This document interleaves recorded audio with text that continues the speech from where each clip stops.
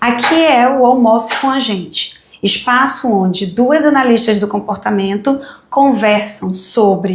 analisam cenários tanto do nosso meio, do nosso campo, da nossa área, de quem pratica análise do comportamento, relacionando esses eventos, a prestação de serviços, com acontecimentos tanto nacionais quanto internacionais. Por aqui você encontra análises críticas, orientações práticas e implementáveis sobre como realizar o seu trabalho com ética, compaixão e eficácia. E eficiência. E eficiência, que é a tal da efetividade. Eu sou a Lídia Queiroz, sou psicóloga de formação, analista do comportamento através de mestrado, doutorado, especialista em gestão de pessoas, ACT e OBM, trabalho com gestão comportamental para negócios que são moldados na prestação de serviço. Oi, eu sou a Ana Arantes, tudo isso aí, menos OBM mais ACT, e eu trabalho como consultora de equipes e treinadora e supervisora de novos profissionais em análise de comportamento aplicada para trabalhar com pessoas neurodiversas. Muito bem. E hoje a gente vai conversar sobre os últimos acontecimentos, o último acontecimento da nossa área, de repente a gente até mistura com outros, mas hoje a gente vai conversar sobre o áudio, né, que foi disponibilizado, ele não foi vazado, ele foi intencionalmente gravado e disponibilizado para divulgação da interação de terapeutas durante uma sessão de atendimento com crianças autistas. Especificamente, uma criança é citada nesses áudios, o diálogo está disponível. Para conversar hoje com vocês, a gente não apenas acessou o material do áudio, a gente acompanhou o posicionamento oficial da mãe, da criança envolvida, inclusive o processo todo até esse áudio ser gravado. Pegamos também, obviamente, hoje ela só trouxe um aqui, mas no computador tem 500 abertos, inclusive, que são orientações, são produções científicas que falam sobre, analisam, ajudam a gente a compreender este comportamento desta terapeuta e que orientam as boas práticas. Vocês aqui talvez não estejam vendo, mas a gente tá para fazer uma referência do que vai ser usado hoje com um mesmo manual de edições diferentes. E a gente vai falar sobre isso daqui a pouco. Então vamos lá. Eu vou dar uma contextualizada e aí, amiga, a gente começa a análise, tá? Então, nesse áudio que a gente teve acesso, a terapeuta ri diante do que a gente entende do áudio, o choro de uma criança.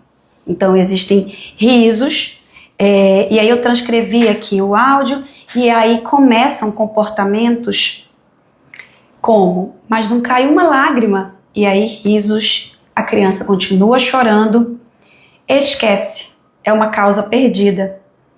A criança fala, não tinha uma fralda, e ela responde, fez eu limpar seu cocô, parece uma pomba, come e caga. Fulano, atenção, não vou citar um nome aqui, gente. Atenção, olha pra mim. Ouvir o áudio é muito diferente de ler, porque existe uma agressividade nessa fala, no olha pra mim. Quem come banana? A criança repete, não é ecoico. Quem come banana? Aí a criança fala, banana macaco, numa voz muito doce, muito doce.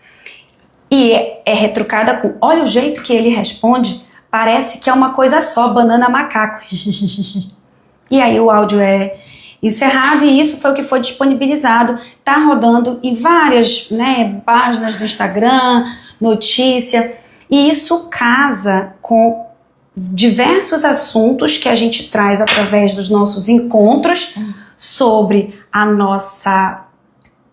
o nosso ativismo contra práticas questionáveis, sofríveis, criminosas e antiéticas e a nossa defesa pela boa formação, pela experiência e pela supervisão e acompanhamento desses profissionais. Então esse é só mais um caso que ilustra o que a gente já vem falando em diversos outros vídeos.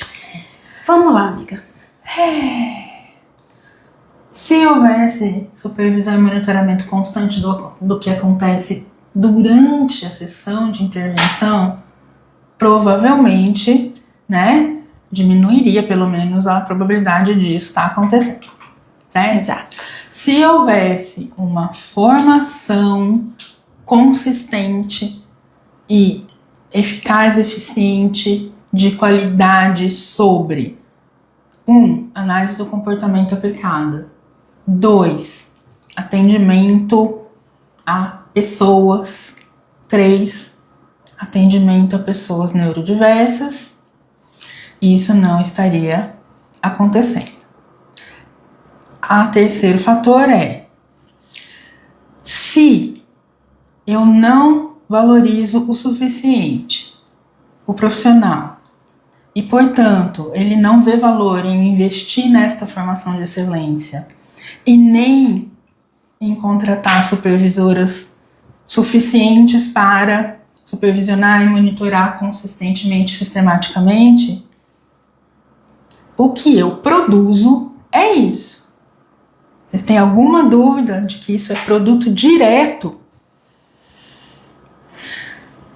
da situação corrente? Isso só acontece porque é permitido e dadas as condições para que isso aconteça. O comportamento só acontece em contexto, não brota no vácuo. A gente fala disso o tempo todo, né?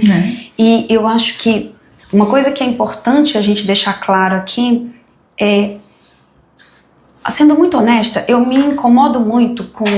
Eu entendo o contexto, mas toda vida que eu ouço ou leio me gera um incômodo sobre aba de verdade. Gente, não existe aba de verdade. Existe aba. Se o trabalho é bem feito, ele não precisa de nenhuma palavra que componha. É aba. O resto que seja adjetivado, adverbiado...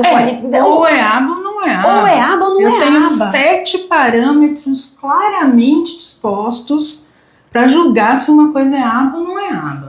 7 mais 1, hoje. Hoje, que são as 8 pessoas. Então, assim, se encaixa nesses parâmetros, é aba. Se não se encaixa, é outra coisa. É outra coisa. Então, assim... Eu nunca vi um médico chamando... medicina de verdade. Ou chamando o que essas aborteiras de porta de delegacia fazem de medicina. Pois é. Então, mais do que a gente começar a ficar compondo palavras para diferenciar o nosso trabalho do trabalho mal feito, o nosso trabalho ele tem uma palavra: análise, uma palavra não, um termo. Análise do comportamento. Aplicada, experimental, teórico, conceitual. Mas é análise do comportamento. O resto é outra coisa. Fantasiado, é falsificado. Por isso que as pessoas falam aba fake. Parece que caiu em desuso, talvez porque tenha se tornado um estímulo neutro. Mas não deve ser. É para lá que a gente tem que apontar. É para lá. E aí eu vou fazer aqui também, Ana, um adendo para nossa análise, que é assim. Eu costumo dizer que não existem mais justificativas para planos de saúde fazerem auditorias ou visitas ou reuniões para aprender ou entender como é realizado ou deve ser realizado um serviço de análise do comportamento. A mesma lógica eu aplico a você, que trabalha com análise do comportamento. Não existem mais desculpas. Porque a maioria da literatura é em inglês. Google tá aí para traduzir, ChatGPT tá aí para traduzir. Mas eu tenho que carregar lá. Não, você pode botar uma câmera assim em cima e ele traduz a página inteira. Além de que você pode não usar isso como escudo e de fato desenvolver a habilidade de ler no idioma onde tem mais material produzido sobre a área que você escolheu trabalhar. É o mínimo. Se você é uma cientista e se você não é uma cientista, você também não é uma analista do comportamento. A gente tem que falar a linguagem universal da ciência, que é o inglês. deixando as coisas muito claras. Então, assim, quando a gente fala das coisas... Vamos chamar a gente de elitista, porque a gente está dizendo que tem que aprender inglês para poder ser analista do comportamento. Quanto você aposta? Meu amigo, tem que aprender inglês para viver no bater mundo. Bolão de quantos comentários vão aparecer aqui embaixo? Ai, tá vendo? O elitismo é muito elitismo. Você exigir que as pessoas falem inglês para ser analista do comportamento. É muito triste a gente pensar que isso é elitismo e não que o nosso país não consegue não apenas zerar os números de pessoas que não são letradas, que não são, né, alfabetizadas. Ainda tem a alfabetização contextual, que é que você compreende, e a gente não consegue sequer avançar num idioma em que o mundo conversa. Sendo que inglês é disciplina obrigatória em todos os vestibulares. Quer dizer, alguns você pode escolher, mas uma segunda língua com certeza é obrigatória. Então, para entrar na universidade, deveria ser pré-requisito, né? E na pós-graduação. Então, se você é analista do comportamento, eu estou entendendo que você é pelo menos pós-graduada. Você tem uma graduação e uma pós-graduação. Nesses dois degraus aqui, você foi exigida. E você não tem ainda por quê? Qual é a desculpa? Não vem com essa história de que todos os materiais estarem em inglês é uma barreira. A gente tem que publicar as traduções. Não, a gente tem que investir em uma educação para superar barreiras. É muito mais fácil, rápido, eficiente e barato eu ensinar inglês para todo mundo do que eu obrigar todo mundo a comprar os livros em português. E assim, de novo, é uma questão de destacar a coisa correta, o que precisa ser destacado, e não destacar aquilo que não ajuda no nosso avanço.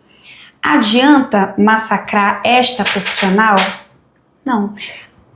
Ela já está sendo processada, a mãe inclusive fala o nome dela publicamente, provavelmente vai ser, eu espero que seja, né, que as consequências que mantinham o comportamento dela, ela é psicóloga. Depois veremos se é analista do comportamento.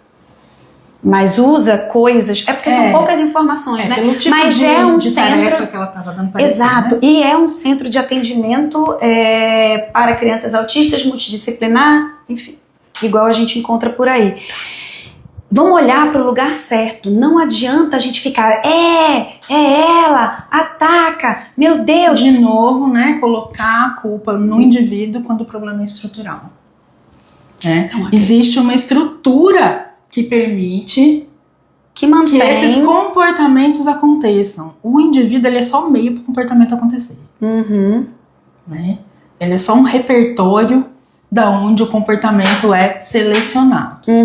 Então, não adianta a gente, né? Essa pessoa não tinha caráter, essa pessoa não devia trabalhar com criança. Tudo isso é verdade, mas não é esse o problema. Exato. O problema a ser resolvido é o problema estrutural. Por que que a gente tem uma estrutura que permite que isso aconteça? Né? Quando e mais do que porque, quando é que a gente reforça que essas coisas se mantenham? Porque a gente não pode impedir que elas ocorram, mas vamos aqui fazer um esforço juntos e juntas, né? De o que mantém essas práticas? Né? O que mantém? Então, novamente, nós não vamos colocar apontar o dedo no indivíduo, mas toda vez que um indivíduo não estabelece limites, não diz não para a prática, ou seja, permite, é melhor do que o não, permite que práticas criminosas, antiéticas aconteçam no seu espaço, a contribuição, ela é esse grão de areia que vai se juntando com diversos outros, e aí de repente nós temos isso que impacta em dizer, viu? A análise do comportamento não funciona. Analista do comportamento não tem coração, analista do comportamento trata a criança como se fosse cachorro, procedimentos de ensino de análise de comportamento são punitivos, procedimentos de ensino de análise de comportamento são adestramento, deixam a criança robotizada. Por que esses status existem? Porque existem estímulos não verbais que são tateados. Né? Então todas essas coisas acontecem. André, eu vou começar pela da Vanessa, que é um pouco mais diretiva para a gente responder, e aí depois a gente vai vamos responder o seu com toda certeza. Vanessa perguntou aqui, e como família, o que pode ser feito, já que o plano sempre encaminha para essas clínicas enormes lotadas de crianças? Muito obrigada pela pergunta, Vanessa. Eu, inclusive, te convido a assistir os nossos outros vídeos no nosso canal no YouTube. Essa live, ela fica gravada depois no canal Realize Aba. Vale mesmo muito a pena colocar para tocar e ir fazer outra coisa, né? Assiste que nem podcast. Exato. Então, vale muito a pena. Por quê? Porque em alguns vídeos a gente fala que muitas vezes é melhor não fazer do que fazer algo que vai ter um prejuízo maior. Sabe aquela, na medicina, onde veio quando você faz uma análise de risco cirúrgico? Exato. Que é o bem que vai ser propiciado, ele é maior do que não fazer, do que deixar de não fazer nada. Qual é o cenário possível? Qual é o cenário possível? Fazer A, qual é o cenário possível? Fazer B, qual é o cenário possível? Compara A, B e C. É isso. Então, aí a gente escolhe aquele que beneficia mais a pessoa recebendo o serviço, a pessoa em intervenção, o cliente da terapia. Né? Essa escolha tem que ser claramente apresentada para todas as partes interessadas, a família, responsáveis, o agente financiador, seja ele plano de saúde, seja ele quem for. Mas, ao fim e ao cabo, neste único caso, a decisão final é do profissional. Porque se ele diz A, B e C, tem que ser feito A, porque B e C vão prejudicar a criança, não dá pra você aceitar. Você acabou de falar isso, não dá pra você aceitar, tá bom, então eu vou fazer o B porque a mãe quer ou porque o plano só pode pagar esse. E aí você, enquanto família, precisa acompanhar e observar os resultados. Não pode mais, a gente não pode mais, enquanto mães, eu sou mãe, né? Acreditar cegamente em nada, enquanto ser humano, né? Acreditar cegamente em nada, mas nisso especificamente. Por quê? Porque se eu compro algo, é porque eu quero ter resultado. Se eu compro uma roupa, é porque eu quero que ela está vestida. Se eu compro um remédio para dor de cabeça, é porque eu quero que a minha dor de cabeça pare. Se eu começo a estudar sobre um determinado assunto, é porque eu quero conhecer, saber, me relacionar e de repente trabalhar com esse assunto. Se eu coloco o meu filho numa terapia para resolver questões que eu estou observando e essas questões não são resolvidas e o que eu recebo como retorno são respostas evasivas, tipo, é porque é mesmo gradual, é devagar. Não, mãe, isso daqui é porque ele tá com birra, porque ele não tem dificuldade de aprender, ele tá fazendo justamente porque a gente está no caminho certo. É assim mesmo as coisas. Se for dentro da análise do comportamento, tudo isso que essa pessoa falou tá fora da análise do comportamento. Porque a análise do comportamento trabalha com transparência, trabalha com apresentação de dados, a análise e o resultado. Então, é melhor você é menos pior você traçar caminhos, buscar caminhos que são mais difíceis. Veja, para problemas complexos não existem soluções simples. Caminhos outros que te levem para se aproximar de um lugar de bom atendimento em análise do comportamento aplicada, porque isso que a gente está vendo, infelizmente, na grande maioria, isso é outra coisa. E falei ontem isso para algumas clientes. A gente tem percebido, porque o que vai vir imediatamente dessa sua fala é: mas então não é para fazer 40 horas? Ou, mas então eu tenho que aceitar fazer 6 horas e meu filho vai demorar 10 vezes mais para desenvolver? Mas ai meu Deus, a neuroplasticidade é a melhor deles. Ai meu Deus, a neuroplasticidade. Gente, neuroplasticidade, ela é maior quando a criança é menor. Mas ela não deixa de existir, tá, meu povo? Ela continua para o resto da vida. Isso. Ok? Volta. Eu tenho...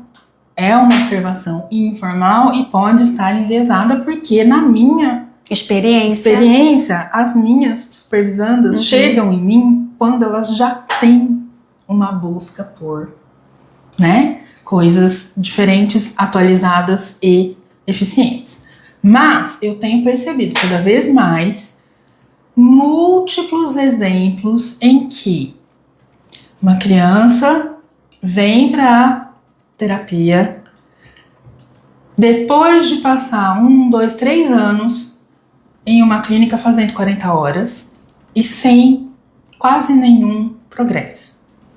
Ela vem para essa terapeuta que ou atende diretamente em poucas horas por semana, 4, 5, 6 no máximo, ou atende com pouquíssimos profissionais de apoio intermediário. Ok? Que também vai fazer uma carga horária menor, porém, né, uma supervisora, 2 terapeutas extremamente bem treinadas e monitoradas constantemente, cada uma atendendo o número suficiente de clientes para poder fazer tudo isso, certo? Isso.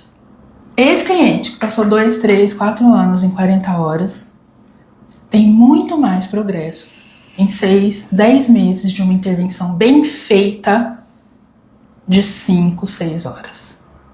É isso.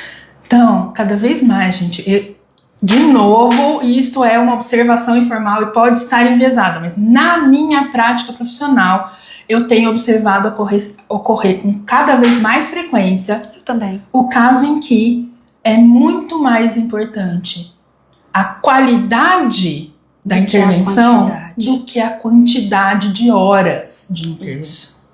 Isso. Ok?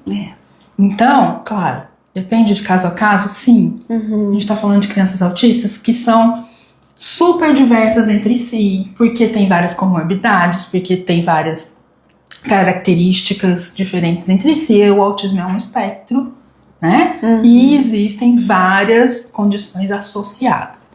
Porém, quando a gente tá falando única e exclusivamente de aba, né? Bem feito é melhor, né? E eu gosto de praticar uma coisa na minha vida que é assim. E eu acho que esse é até um assunto interessante. Que é, eu não paro de perguntar até eu entender. Eu não paro. Não importa se você fala termos difíceis, não importa se você fala inglês, não me importa se você está sendo ríspida para me responder, não me importa. Eu não vou parar de perguntar, porque muitas vezes termos técnicos, coisas como você não é da área, é porque você é mãe, mas eu quero entender. Isso. Então, do ponto de vista das mães, vocês não precisam ir estudar análise do comportamento aplicado se não é isso que vocês querem como carreira. Para a vida, né? Para trabalhar como carreira. obrigação da profissional explicar para vocês tudo o que está sendo feito, por que está sendo feito e como está sendo feito. E garantir a compreensão. E garantir que vocês entenderam. Se os profissionais que atendem seu filho ou sua filha não estão fazendo isso, você exige. Se mesmo exigindo você não é atendida, não é uma profissional bem preparada. Não é uma profissional com a competência suficiente para ser responsável pela intervenção comportamental de uma criança autista. Isso. Marcelo, André, o Marcelo tá aqui. André aqui. André, vamos lá. Ele colocou: obrigado pelo excelente conteúdo. De nada, maratona nossas lives, vale muito a pena. Quero seguir a carreira em aba. Não sou psicólogo. Tenho mestrado em linguística aplicada, terminei pós em aba, pretendo fazer doutorado na área. Não tenho interesse em atendimento clínico, mas na pesquisa e ensino, seja em ambiente acadêmico ou em cursos livres. Não ter experiência clínica pode diminuir o valor ou a qualidade do meu trabalho? Quero fazer um trabalho ético. Mesmo sendo pai de autistas, quero seguir um caminho profissional com qualidade.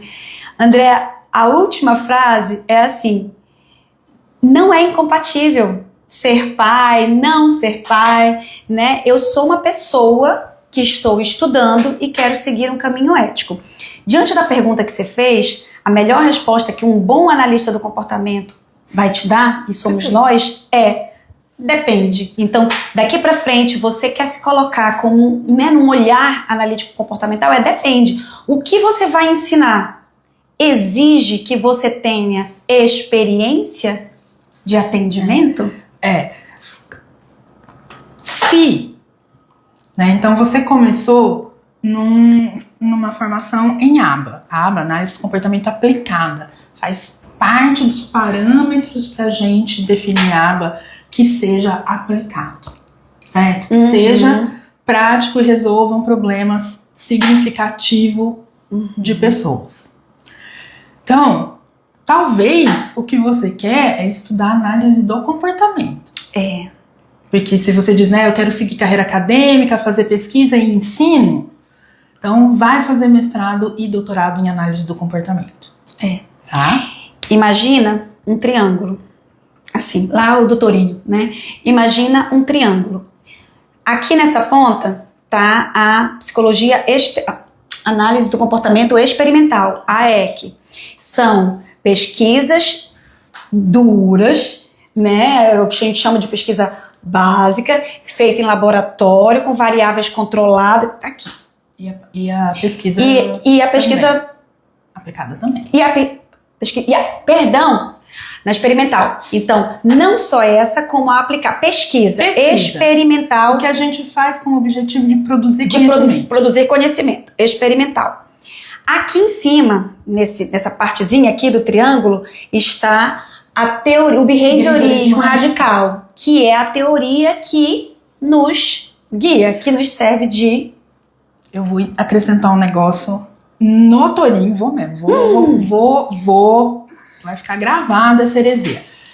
Hoje, 2025, dia 20 de fevereiro. Behaviorismo radical barra contextuais. Contextuais, exatamente. Tá? Então, Torinho não vai se bater, não. Comportamentais conceituais. Pronto. Tá? E aí que nessa parte do triângulo tem análise do comportamento que aplica a soluções de problemas humanos na sociedade, esse conjunto de informações aqui. Existe um tipo de pesquisa que anda aqui no meio, que se chama translacional. De um lado então, de um lado pro outro. Eu tô na aplicação e eu tô fazendo desse um movimento para produzir dados experimentais. Muito bem. Então, você continua. O interesse é em aba para autismo. Já tentei trabalhar atendendo crianças sob supervisão. Não achei oportunidades por não ser psicólogo e por ser pai. A exigência de ser psicólogo, profissional de psicologia, para atender crianças autistas, independente da abordagem a ser usada, mas como a abordagem, né, de escolher sempre a aba, essa é uma exigência dos planos de saúde. Essa não é uma exigência da área. Da atuação na área. A atuação na área exige informação na área. Ok? Agora, se você vai oferecer serviços para o plano de saúde, eles só aceitam pagar você se você for psicólogo e tiver um CRP ativo. Exato. Então, não adianta insistir. Não adianta insistir. E aí, vamos retomar aqui, porque nós pegamos um artigo, tá aqui, que ele é novinho, bem novinho, ele é de 1988. Vai estar disponível no nosso link da bio da realize.aba. Então vai lá e pega que a Helena vai já colocar. Então, que fala dos direitos, né, a um tratamento, uma intervenção efetiva, uma intervenção comportamental efetiva. Ele é de 1988. Então, quando a gente fala que não existem mais desculpas, é disso que a gente está falando.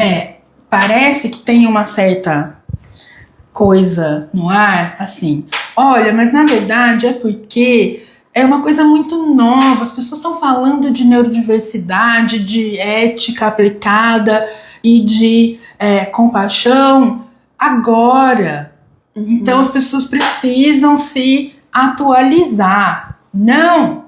Essas coisas sempre estiveram na análise de comportamento aplicada. Sempre estiveram. Então, assim, o texto que funda a análise de comportamento aplicada, né, as 7 dimensões da análise de comportamento aplicada, lá de 68, by Wolf Risley, lá ele já diz o que tem que ser feito para produzir um bom tratamento. Ok? Então, assim, apesar de ter um nome aqui que eu gostaria que virasse sulfúrico no inferno, deve ter estado aí só porque é do grupo de pesquisa. Exato. Não, é o último? É o PI, o Principal Investigator. É o Lovas, né? Ele não inventou análise de comportamento, não, tá? A aba já existia há muito tempo antes dele publicar, viu? E quem mais produzia contemporaneamente a ele eram os Kegel lá do PNT, tá? Exatamente. Não era ele. Okay. Muito bem. Isto posto, o direito ao tratamento comportamental efetivo é um texto clássico de aba. Clássico. Você tem um papel escrito especialista em aba e não leu e entendeu esse texto, você pega esse papel e limpa sua bunda com ele, porque ele não vale mais do que isso. Helena, corte. Gente, isso aqui é fundamental. É fundamental. É fundamental, porque aqui a gente vai estabelecer qual é o objetivo do nosso trabalho. Para que a gente trabalha? Olha só, o primeiro, no atendimento. Tá falando especificamente do tratamento. O primeiro, direito a um ambiente terapêutico que promova segurança social, humana e adaptado às necessidades individuais. Quando você ri de uma pessoa que está chorando, o que você está fazendo? Né? Que ambiente você está estabelecendo para essa pessoa? Esse ambiente deve promover, deve ter promoção de interações de aprendizagem que sejam positivas e de lazer. Lembra? Teve uma época que era o tal do aba de mesinha, não presta aba de mesinha. Quem aplica isso e fica só lá, não está trabalhando com aba. É por isso que eu repudio muito a questão do aba de verdade. Existe aba, gente. Aba é aba. Mas aba. essa aba é naturalista ou é aba? Ou estruturada? É aba. É aba. Mas você trabalha com o quê? Com o que a criança precisa. É com isso que eu trabalho. Eu trabalho com as necessidades e preferências do meu cliente. Né? Então, quando hoje em dia eu trabalho com raiva também. E aí, assim, E aí, assim, tudo bem que a gente está pegando esse exemplo, mas se você observa no seu filho, na criança que você está atendendo, se você de alguma maneira, espero que não, tenha práticas que levem ao oposto do que a gente está trazendo, você está violando um direito de bem-estar e aprendizado daquele. Ele tem direito a um ambiente social e físico que seja seguro.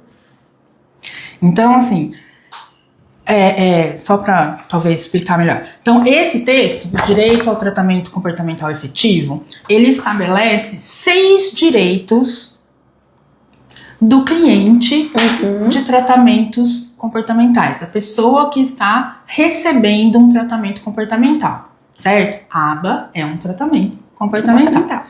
Então, o primeiro desses direitos o indivíduo tem o direito a um ambiente terapêutico.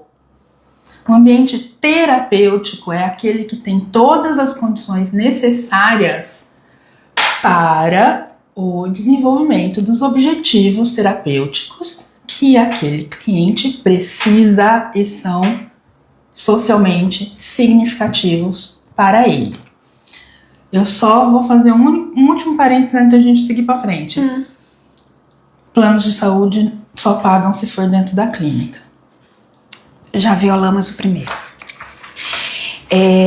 Então, assim, uma coisa que a gente precisa observar vai dar mais trabalho, nem sei se vai dar mais trabalho, porque você também manter essa farsa dá muito trabalho, né? Eu acho que dá um trabalho danado, inclusive de você manter essa farsa para si própria, acreditando que está fazendo um bom trabalho, enfim, né?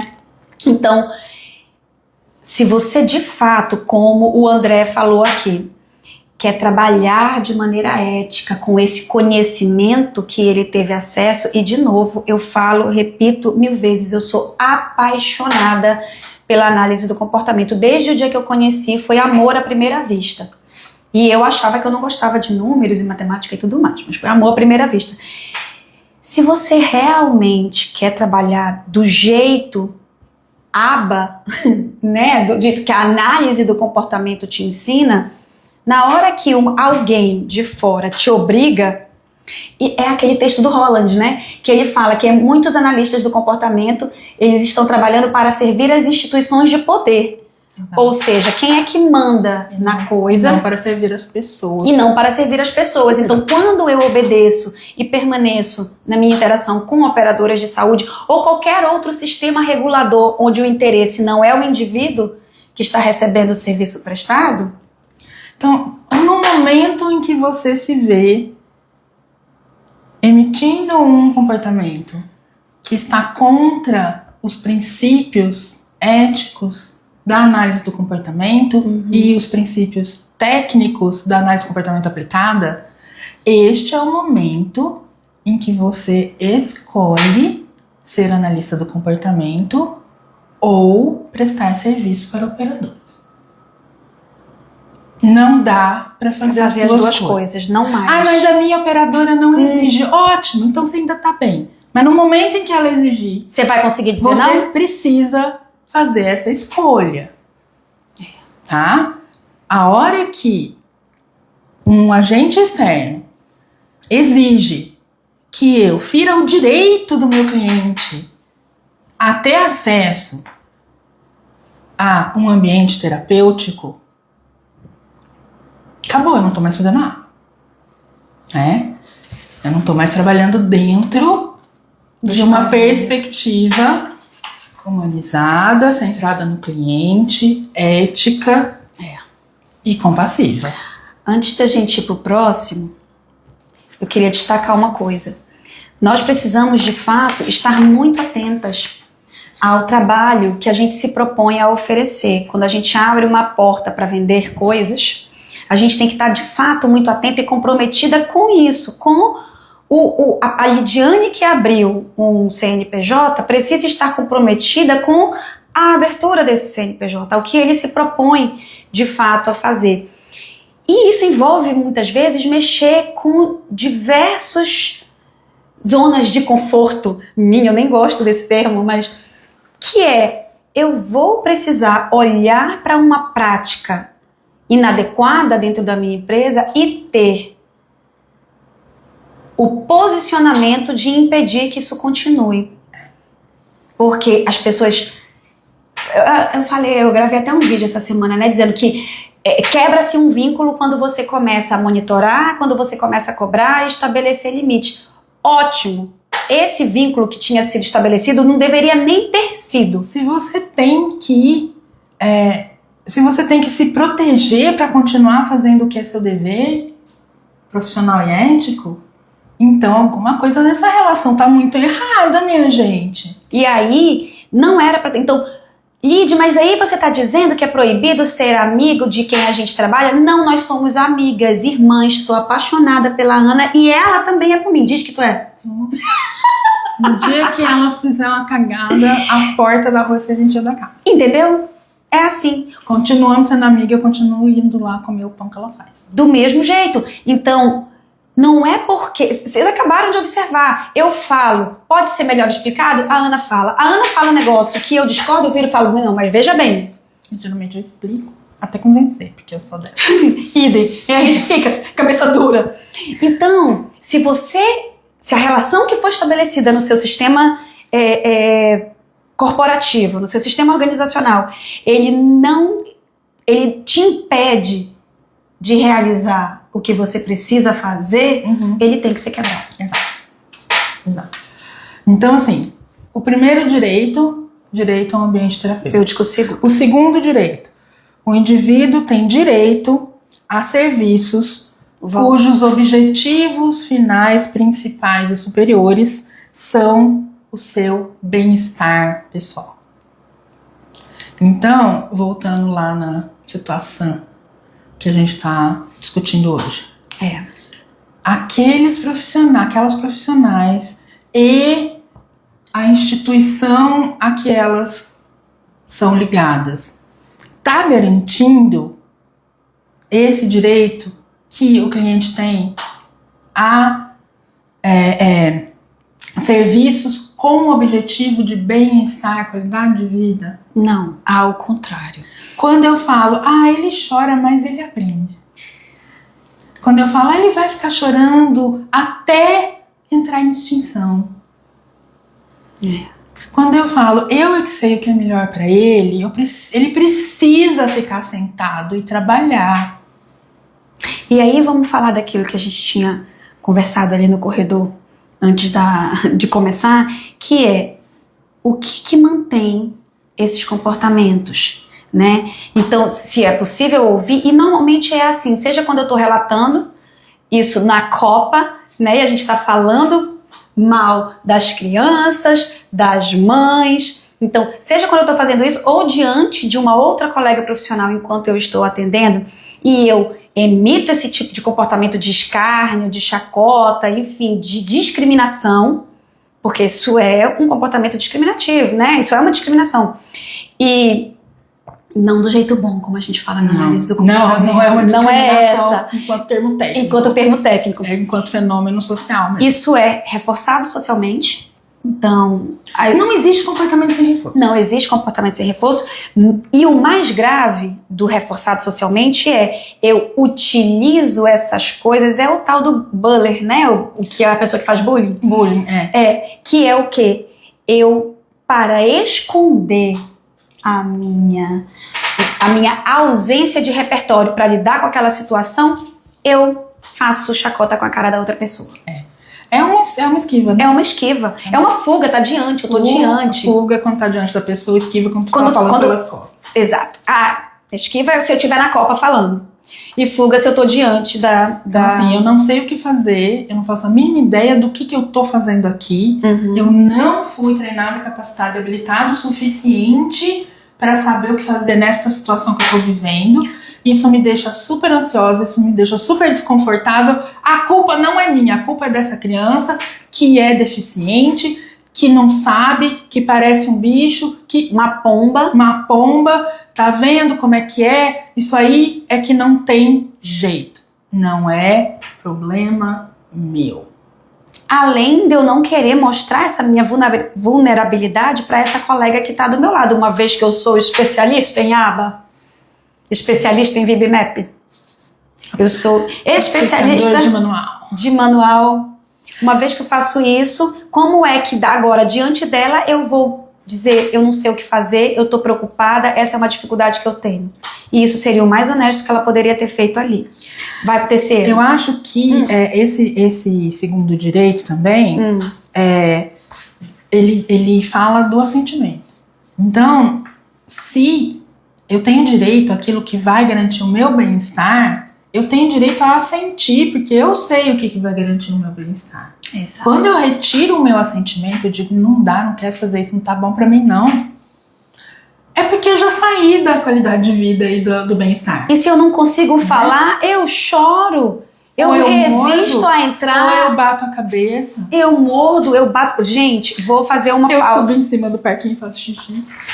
Quando eu assisti o vídeo da mãe contando, né, o behind the scenes, ou seja, contando até chegar àquele lugar, ela conta o seguinte: existia uma profissional muito boa que atendia o filho dela e que saiu. Por que será que ela saiu, né? Entrou outra profissional que ela não tinha o que dizer de bom ou de ruim, mas ela não estava vendo resultado. E aí volta para a fala da Vanessa, quando a gente fala, eu tenho que sentir, eu tenho que perceber, a coisa é concreta. Se a Ana diz que eu estou evoluindo, mas eu não vejo evolução, então não está acontecendo. Não é sobre a percepção da Ana, é sobre o que eu estou sentindo e o que eu estou vendo no meu filho. Então, não vê resultado. Eu anotei aqui as coisas, espera aí. Não recebia feedback, não tinha programa de ensino, não tinha plano de intervenção, porque não deu para anotar tudo, mas esse de não receber feedbacks não tinha todas essas coisas. A criança começou a apresentar em casa comportamentos agressivos, auto e heterolesivos, e, segundo o relato da mãe, quando a criança chegava na clínica, ela tinha crise de ansiedade. Por várias vezes chegou machucada em casa, na última vez o machucado abaixo do olho foi maior, e o que ela recebia de retorno da empresa era: essas coisas acontecem. Toda vida que ela questionava ou que ela colocava isso em xeque, o que ela recebia era: é porque, mãezinha, não é assim, é assado, é cozido, é frito. Eles, pessoas vulneráveis economicamente falando, não cogitaram comprar um gravador para deixar na mochila da criança, mas não conseguiram. Neste dia específico, o pai tinha ficado sem dormir no dia anterior para levar a criança para essa clínica. Ele esvaziou todas as notificações e coisas do celular dele, escondeu dentro da mochila da criança e deixou gravando desde... Na hora que ele entrou. E desde então eles só choram. Ela diz: eu não como, eu não consigo mais trabalhar, eu não durmo. Volta para nossa fala do começo da live, que é melhor não ter. Do que é melhor não ter, gente. Acho que a gente vai continuar com esse artigo no próximo encontro. Com todas não, esse aqui que é perfeito. Né? Então, assim, o que nos leva o terceiro direito, né, a tratamentos comportamentais eficientes. O indivíduo tem direito ao tratamento por profissional, analista do comportamento competente. Vocês entendem o sentido da palavra competente? Vamos operacionalizar. Competente é quem produz resultado. Se você não produz resultado, você não é competente. Quem diz que um analista do comportamento é competente? Qual é o critério para a gente dizer que um analista do comportamento é competente? Quando o cliente dele melhora. Você é avaliado pelo progresso, o bem-estar e a efetividade do tratamento no seu cliente. Ah, mas tem a mais... Não importa. É seu cliente, você devia estar resolvendo esse problema. Ah, mas é porque ele... Seu problema. Problema foi você quem abriu a portinha para vender. Foi você que não fez objetivos que fossem realmente socialmente significativos. Ah, mas é porque na empresa que eu trabalho a gente tem que atender 50 crianças por dia. E por que você tá lá? Porque você trabalha lá. Lembra, se você está sendo exigido a fazer coisas que vão contra os princípios éticos e técnicos da sua profissão, você escolheu não ser analista do comportamento. Você já saiu da regra de quantos clientes você pode atender, você não é analista do comportamento. E tem uma coisa sobre resultado. Ele precisa ser mensurável, ele precisa ser observável. Para ser mensurável, precisa ser observável, mensurável e relevante. Socialmente significativo, relevante para a vida do cliente, funcional. Eu vou entrar no quarto porque exatamente o indivíduo tem direito a programas que ensinam habilidades funcionais relevantes na vida desse indivíduo neste momento. Será que aprender, nesse caso, que banana é algo que o macaco come? E, inclusive, a criança tinha muita habilidade, porque ela fez a relação. Macaco-banana. Sim. Mas o que ela recebeu como retorno não foi reforço, obviamente, além de ter sido chacota. Olha o jeito que ele responde. Ou seja, ela foi punida. E ele vai, né, quando a gente pune um comportamento... Reduz a frequência. A gente reduz a frequência dele. O meu filho parou de falar, ele tá tendo... tá perdendo habilidade. Que também foi um relato, né, dessa mãe. Então, você não precisa esperar muito para ou retirar porque, veja, é um vulnerável. Sim. É uma criança, seja ela qual for. Eu fico acompanhando notícias e com frequência muito... Número 1, se aparecesse uma vez já era muito. Mas com uma frequência significativa, o tanto de crianças que sofrem maus tratos em creches, escolas. Você viu, eu estava vendo uma matéria na semana passada de um diretor de escola que foi filmado o vídeo, ele literalmente socando a criança na parede, porque ela precisava parar de fazer o que ela estava fazendo, seja lá o que for. Quando a mãe foi comentar, né, foi dar a entrevista, ela disse: meu filho tem hiperatividade severa. Aquilo me bateu profundamente, porque eu tenho 2 filhos, o mais novo é diagnosticado com TDAH e não é nem moderado. Imagina essa criança que não se comporta como as outras, precisa ficar sentada durante tantas horas na escola. E aí é isso o que não entra na minha cabeça. Quer dizer, os motivos pelos quais isso acontece entram na minha cabeça. O que não entra na minha cabeça é isso acontecer. Porque, assim, como diz, né, o nosso querido Skinner, na verdade foi o Keller. Se a criança tá emitindo um comportamento é porque ela aprendeu a fazer aquilo.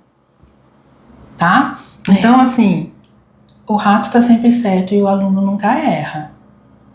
Se ele está emitindo esse comportamento nesse ambiente, é porque este ambiente selecionou este comportamento. Isso é impressionante, gente. Impressionante.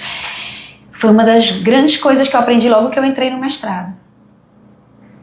Não é ele que não aprende, é você. É você que não sabe ensinar, né? E com essa máxima... Eu passei a vida inteira ouvindo a dona Daisy, né? Toda vez que a gente falava crianças com problemas de aprendizagem, ela falava, não, crianças com problema de ensinagem. De ensinagem. Se você ensina, ela aprende, que era o que a gente provava dia sim, dia também na Liga da Leitura. É isso. Criança do 4º ano que não sabia nem distinguir uma letra da outra, 3 meses lendo palavrinha, lendo frase de sujeito, verbo e objeto. Recomendamos a leitura do livro do Greer sobre tecnologia de ensino, em que ele fala dessa relação, que uma coisa não existe sem a outra. O ensino-aprendizagem, né? É uma coisa vinculada. Ok, gente, a gente vai continuar falando desse assunto. Opa, ainda temos mais 2 e mais várias coisas. Então, na parte 2 desse vídeo, a gente vai continuar falando sobre esse artigo que já vai estar disponível no link da @realize.aba no Instagram, para você baixar, ler e aí conseguir interagir melhor com a gente no próximo encontro, na próxima quinta-feira. Nossos encontros acontecem ao vivo todas as quintas, de 12h a 13h. Muito obrigada por vocês terem participado hoje, pelas perguntas que vocês fizeram, pelas conversas que tiveram aqui.